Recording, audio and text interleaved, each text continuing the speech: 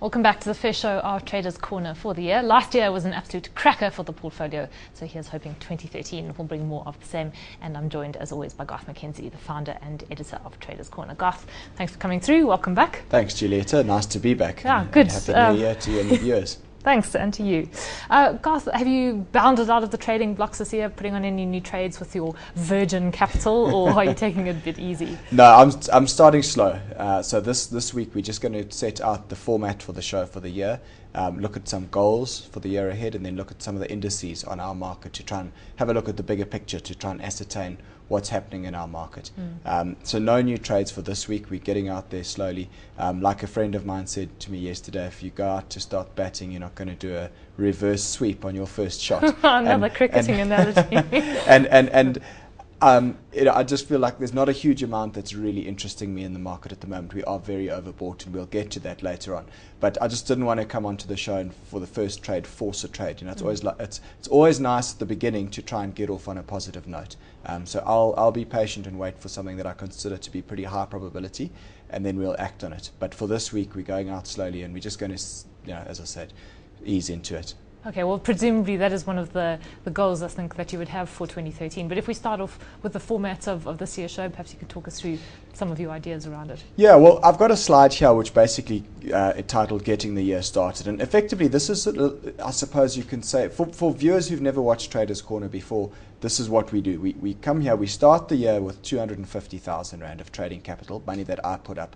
And through the year, we will be trading various different products. We trade a lot of CFDs. We'll be trading index futures, some options, possibly some currency futures.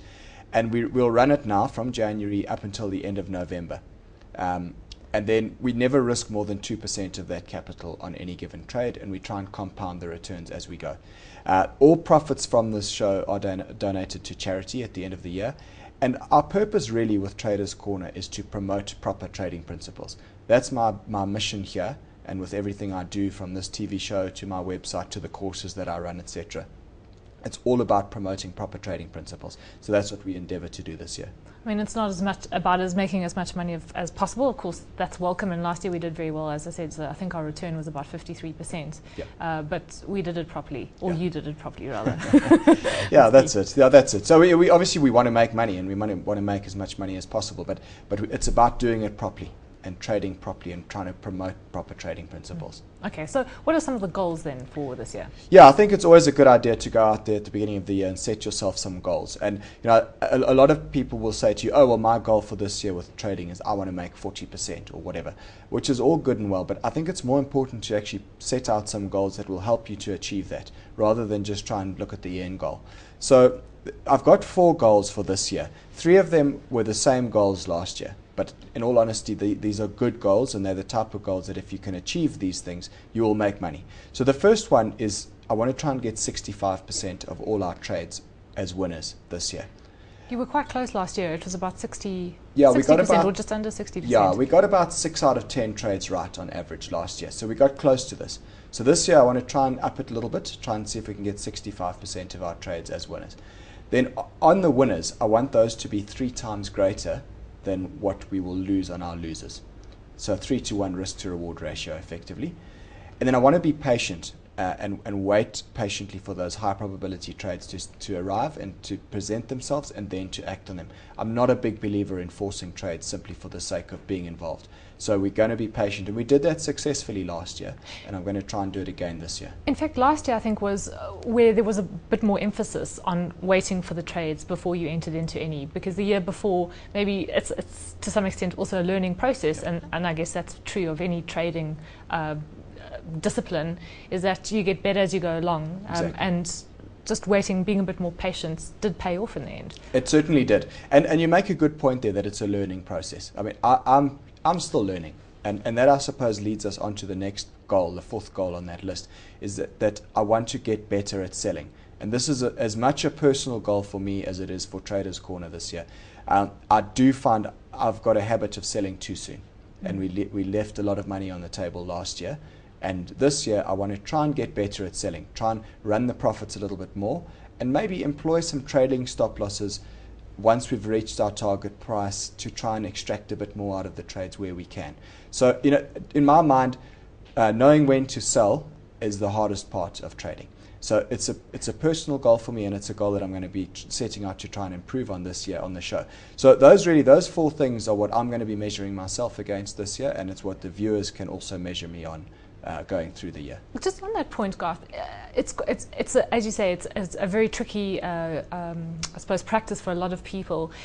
And to some extent, it does depend on the nature of the market that you're dealing with. Last year, we saw a fantastic bull market, but there was always a degree of nervousness, not quite sure when it was going to end, if it was going to come to a sticky halt.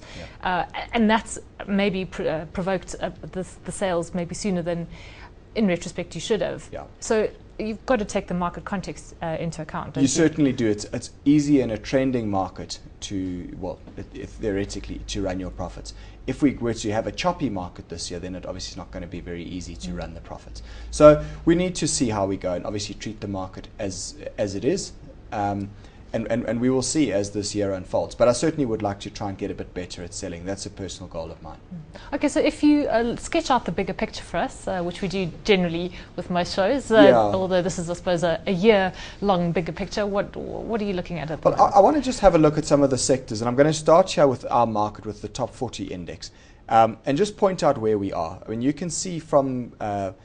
that chart basically goes back to beginning of 2011. So we effectively got 2 years of trading history there. But you can see that there's a nice, tidy, upward trending channel that goes all the way back to the lows of August 2011. And what you can see is we're right up at the top of that channel at the moment, and we're also in extremely overbought territory on our market. Now, this is what makes me a little bit nervous at the moment. We are very, very overbought. We've had one hell of a strong run in our market over the last couple of months especially. And I do think that the time is coming where we need to see some consolidation in this market. The question is, do we see a significant pullback and a significant correction in our market back to the bottom of that channel, or do we just sort of track along sideways? And I don't know what it's going to be. I mean, if we were to go to the bottom of that channel, that back down to 32,000 on the top 40, it's 10% below where we are currently. It's not impossible. That could happen. At the same time, also, we might just consolidate sideways and slowly but surely work off this overbought condition. So time will tell. But as things stand right now, our market's very, very stretched. But it does have quite a lot of upward momentum going behind it. So I'm reluctant to be shorting this market as well, because the trend is so strong and the momentum is so strong. So that's our top 40. As you say, the general market, and then breaking it down into the individual sectors. Yeah, what I want to now do is take a look at the relative sectors. So bear in mind, these are now charts of the sectors relative to the all-share index. So what you see here is a chart of the industrial index relative to the all-share index. And you can see a nice steady rising trend over there. Bear in mind, just to make sure that the viewers understand, this is not a chart of the industrial index itself. It's a chart of the index relative to the all-share index. So the fact that the trend is rising there implies that this sector is outperforming the rest of the market. And that so far looks to be the case. I mean, there's a successive pattern of higher highs and higher lows there. There's nothing right now to tell me that this trend is about to stop. So I think for now, industrial stocks are still a favored place to be in terms of our market. What about the financial stocks? Because they have had rather a choppy time of late, and you can see that they've actually underperformed the market. Yeah, the financial index here relative to the all-share index has been very choppy. You can see since the middle of last year, we've seen quite a lot of additional volatility coming into that sector of the market on a relative basis. We have now broken above that short-term downtrend on the relative chart, which indicates that we might see a situation now where the financials once again start to outperform the all-share index. To me, this is still a relatively bullish-looking chart overall. So I still think that there are opportunities to be buying into select financial stocks when they pull back or when they consolidate. So for me, for now, the financial sector still is relatively strong. What about the resources sector? In fact, that's a picture that has been, I suppose, current for the last 3 years, longer? I think the trend or the theme that we've seen in all three of these so far, the industrials, the financials and the resi, has actually been consistent for the last 3 years. Nothing much has changed. So here we've got our resources index relative to the all-share index, and what you can see is that it is still in a very much a downward trend. In other words, the resources sector of the market is underperforming the overall market. However, there are pockets within this sector that are doing well. Think like BHP Billiton's done well recently. Kumba's done quite well recently. Assur has done phenomenally well. So there are pockets of strength within the sector. The thing that interests me is that bottom section there, and I'm sort of asking the question here, are we perhaps starting to see a base form on this relative chart? Time will tell. I'd like to see a pattern of successively higher highs and higher lows emerge here before I can be satisfied that the resources sector is starting to outperform again. For now, I'm not convinced. I mean, if you have a look in late 2011 there, you could have argued we also had a basing pattern, and then eventually it broke to the downside. So we'll see how this plays out now over the next couple of months. I do think that resources are generally speaking, they're cheap, but they're a value trap. At some stage, I think that we might need to shift our focus a little bit more towards the resources stocks, though. Because one quite glibly talks about the resources sector, but you've got the platinum stocks within that, you've got the gold shares, and I guess those are probably responsible. And then Anglo American has also, if you look at the performance of Anglo American against BHP Billiton, it's been woeful in the last year. So BHP Billiton's actually done quite well, and you mentioned Kumba, I think, Assur as well. So I guess you have to delve deeper into that too. Yeah, you do, and you do need to split it up and go and delve a bit deeper, look at the stocks that make up the sectors, because this is one sector where there's actually quite a lot of disparity between certain stocks within the sector. Well, in fact, you want to pick out the gold's shares, don't you? Yeah, I want to just have a look at this gold mining index, and we'll have a look at a few of the other subsectors as well of the market now, but this is the gold mining index relative to the all-share index. And here you can see a very steady downward trend, and that sector has broken that bottom support there recently on a relative basis. So the gold sector, the gold mining sector, continues to plumb new lows, as it were, on a relative basis compared to our overall market. So at this stage, there's nothing telling me that we should be buying long gold shares at the moment. I think this sector still looks very weak and very much like it's underperforming for the time being. From the awful to the sublime, what about retail? Yeah, the retail sector obviously has been a darling of our market over the last couple of years. It remains very, very strong, but we have gone into a period of quite a lot of volatility recently. If you look at the top right of that chart over the last 6 months or so, you can see that the volatility certainly has picked up on this relative chart of the retail index versus the all-share index. So I don't know if that volatility is telling us that somewhere the top is near. The retail sector certainly is very, very expensive on a valuation basis. It's exceptionally expensive. But that chart to me still does, for the time being, say that it's a sector that's outperforming the overall market. And whilst that is the case, I'll probably continue to favour retailers on the long side going forward until such time as this trend breaks. And eventually, I'm sure it will.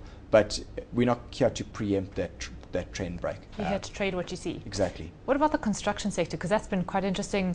There's been a spike in the month of December, but overall it's still a bit peaky, isn't it? Yeah, overall it's still very much in a downtrend on a relative basis. So in other words, the sector is still underperforming the market on a broader basis.